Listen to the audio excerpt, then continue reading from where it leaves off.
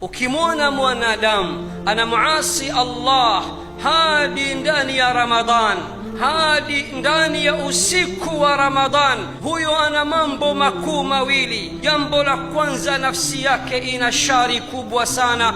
Jambo la pili, nafsi yake ni khabithi sana. Idha kana awwalu laylatin min shahri ramadana, usiku wa kwanza wa Ramadhan utakapoingia tu, angalia neema za Allah juu yetu sisi. Suffidati shayatin, mashaitani wanafungwa kwa minyororo.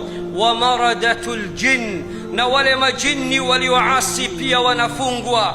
Jambo la tatu, wa ghulliqat abwabun nar, milango ya moto 7 hufungwa. Subhanallah, kwa mujibu wa Qur'ani na Sunna, hatujapatapo kusoma pahala popote milango 7 ya Jahannam kufungwa mwezi mzima ila ndani ya mwezi mtukufu wa Ramadhan. Tena milango huanza kufungwa usiku wa kwanza wa Ramadhan.